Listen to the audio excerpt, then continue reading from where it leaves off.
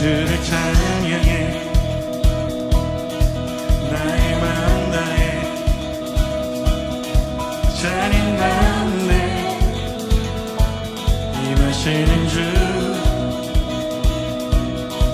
우리 마음 다해 주를 높일 때 기쁨 내 안에 흘러넘치네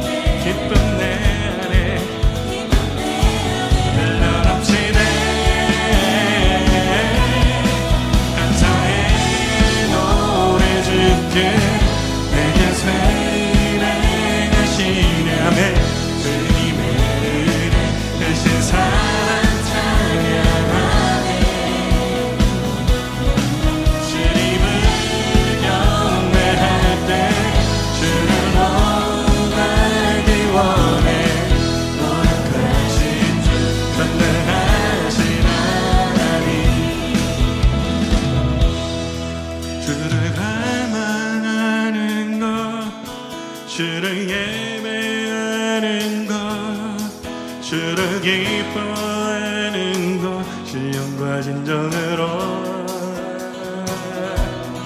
주를 갈망하는 것 주를 예배하는 것 주를 기뻐하는 것 신령과 진정으로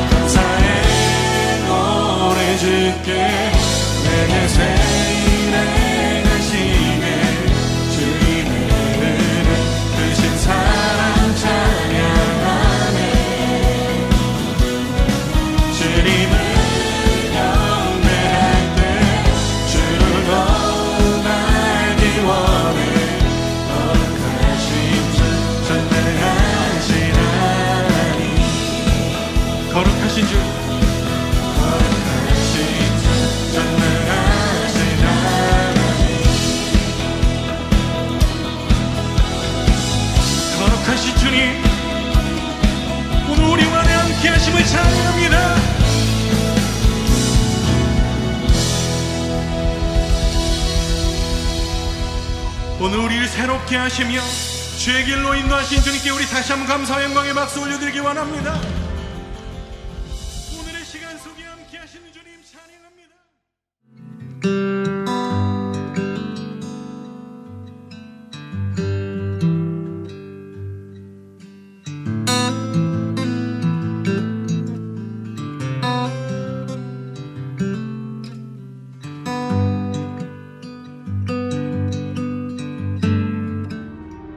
야곱은 홀로 남았더니 어떤 사람이 날이 새도록 야곱과 씨름하다가 자기가 야곱을 이기지 못함을 보고 그가 야곱의 허벅지 관절을 치매 야곱의 허벅지 관절이 그 사람과 씨름할 때 어긋났더라. 날이 새려하니 나로 가게 하라. 당신이 내게 축복하지 아니하면 가게 하지 아니하겠나이다. 내 이름이 무엇이냐? 야곱이니이다. 내 이름을 다시는 야곱이라 부를 것이 아니요 이스라엘이라 부를 것이니 이는 내가 하나님과 및 사람들과 겨루어 이겼음이니라. 당신의 이름을 알려주소서. 어찌하여 내 이름을 묻느냐? 하고 거기서 야곱에게 축복한지라. 그러므로 야곱이 그곳 이름을 브니엘이라 하였으니 그가 이르기를 내가 하나님과 대면하여 보았으나 내 생명이 보존되었다. 그가 브니엘을 지날 때에 해가 돋았고 그의 허벅다리로 말미암아 절었더라. 그 사람이 야곱의 허벅지 관절에 있는 둔부의 힘줄을 쳤으므로 이스라엘 사람들이 지금까지 허벅지 관절에 있는 둔부의 힘줄을 먹지 아니하더라.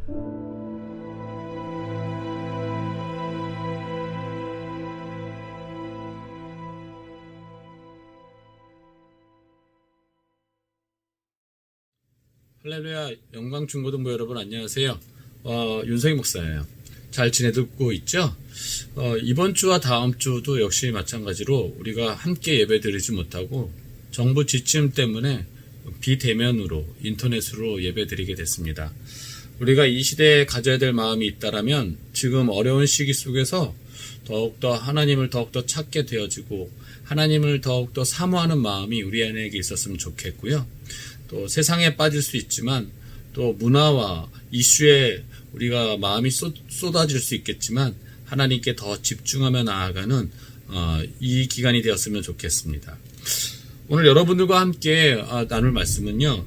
내 이름은 이스라엘이라는 제목을 가지고 여러분과 은혜를 나눠보려고 합니다. 이스라엘, 원래 이름이 뭐였죠? 야곱이었습니다. 야곱, 한 인생, 하나님을 만나지 못하고 하나님을 깊이 경험하지 못했던 한 인생이 하나님을 만나면서부터 그의 삶이 얼마나 축복의 삶으로 바뀌었는지에 대해서 오늘 이 본문의 말씀을 통하여서 알 수가 있습니다. 야곱이라고 하는 이름의 뜻은 발꿈치를 잡는 자 또는 속이는 자라는 뜻을 가지고 있죠.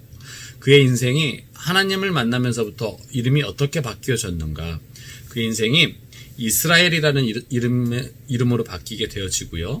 또 이스라엘의 이름의 뜻은 무엇을 가지고 있냐면 하나님과 겨루어 이기다 또는 영향을 미치다, 승리하다라는 이름의 뜻을 가지고 있습니다. 또한 이것은 이 말에 이스라엘의 이름에 담겨져 있는 의미는 그가 하나님이 통치하신다, 하나님이 통치하신다라는 의미를 가지고 있는 것이 이스라엘에 담겨져 있는 의미입니다. 이 이스라엘이라는 이름으로 바뀌어져 있던 야곱이 얼마나 축복을 받았는가. 그 인생이 정말 하나님께 쓰임받아서 그 야곱을 통하여서 예수 그리스도가 탄생하게 되어지고 또 한 국가의 이름까지도 되어질 만큼 놀라운 축복이 있게 되어지는 거죠. 예를 들어서 한번 이렇게 생각해 봅시다. 윤성희 국가, 성희 나라, 이런 거. 미국, 일본, 한국 이런 거 말고 성희, 이게 나라의 이름이야. 얼마나 놀라운 일이 아닐 수 없어요. 여러분들도 그런 축복들이 이게 얼마나 축복인지 알게 되어졌으면 좋겠습니다. 야곱은 참 힘이 강한 센 사람이었어요.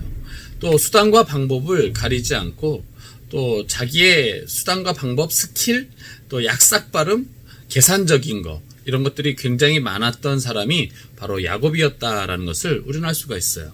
얼마나 힘이 셌는가.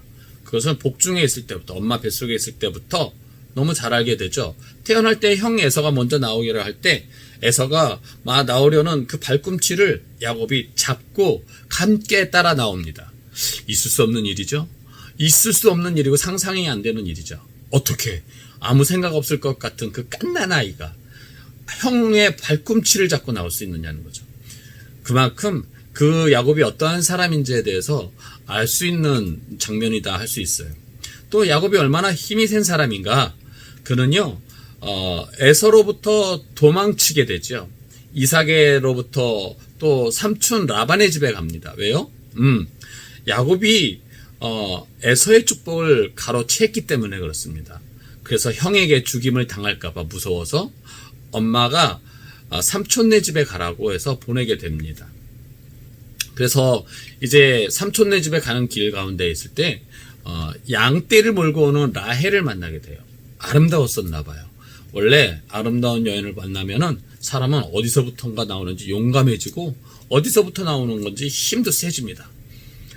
여치 마찬가지로 라헬의 아름다움을 보고 양떼들에게 물을 먹이고자 하는 그 마음으로 물이 없을 때 우물이 막혀져 있었던 거예요, 돌로. 그래서 돌을 힘껏 굴려가지고 우물을 퍼서 라헬의 양떼들에게 물을 먹였다는 그 창세기 29장의 말씀이 기록되어 있어요. 그만큼 야곱은 힘이 셌던 사람이죠. 야곱이 이제 라반의 삼촌 집에 도망을 가서 열심히 일합니다. 라헬과 결혼하기 위해서 애를 쓰고 7년 동안 수고를 하지만 삼촌이 야곱을 속입니다. 세상은 참 이렇습니다. 뛰는 놈 위에 나는 놈이 있고 나는 놈 위에 우주로 날아가는 놈이 있다. 뭐 이런 말이 제가 만들어낸 얘기이긴 하지만 그런 것처럼 야곱이 정말로 잘 속이는 사람인 줄 알았더니 그보다 더 잘 속이는 삼촌이 있었던 거죠. 그래서 라헬의 언니 레아를 아내로 먼저 주고 또 7년을 일해서 라헬을 얻습니다. 그리고 때가 되어졌을 때 야곱이 재산을 얻지 못하는 것을 보고 이제 자기의 재산을 가져야 되겠다 생각이 되어져서 수단과 방법을 가리지 않고 자기 재산을 모으는 야곱을 보게 됩니다. 그리고 어느 날 하나님께서 너의 백성, 너의 가정으로 돌아가라 라는 말씀을 하셨을 때 이제 많은 재산을 가지고 자기 집으로 돌아갈 때 놀라운 일이 생기죠. 에서가 야곱이 온다는 소식을 듣고 400명의 군대, 몇 명이요? 400명. 400명의 군대를 데리고서는 에서를 잡으러 오죠. 야곱은 겁이 납니다. 그래서 어떻게 하느냐? 이제 두 때로 자기의 소와 양이 이렇게 재산이 있는데 두 부류로 나눠서 한 부류 먼저 보내고 또 한 부류는 조금 있다 보냅니다. 왜요? 한 부류가 형 에서 400명의 군대에게 죽임을 당한다면 나머지 한 부류를 자기가 가질 수 있을 테니까. 그래서 머리를 쓴 거죠. 자기의 계산 능력으로 미리 술수를 써놓은 거죠. 그리고 나서 또한 이제 야곱이 조금 있다 보니까 너무 두려워요. 그리고 한 가지 더 계략을 만들어 놓습니다. 하인들에게 말을 하지요. 하인들에게 에서를 만나거든. 에서가 누구의 것이며 누구의 사람들이냐라고 물어본다면 이것은 우리 주인 야곱의 것이며 이 물건들 또한 야곱의 것인데 에서 형님에게 예물로 드리는 것입니다 라고 이야기할 정도로 철두철미하게 자신이 살 길들을 마련하는 사람이 바로 야곱이었다라는 것을 볼 수가 있습니다. 자, 그래서 야곱이 다 가족과 하인과 재산들을 보내보고 홀로 남게 됩니다. 그리고 브니엘이라는 곳에서 홀로 남게 되어 있는데 어느새 자신도 모르게 어떤 한 사람과 싸우게 됩니다. 씨름을 하게 되겠죠. 누군지는 성경에는 기록되어 있지 않습니다. 그러나 우리가 추측하기를 그를 하나님의 사람 또는 하나님이다라고 이야기를 합니다. 하나님은 때론 사람의 모습으로 나타나시죠. 그가 바로 신약에서는 예수 그리스도시고요. 또 구약에서는 하나님께서는 나타나실 때 천사의 모습으로 나타나는데 그 천사는 사람의 모습으로 나타나기도 한다라고 성경에는 묘사되고 있어요.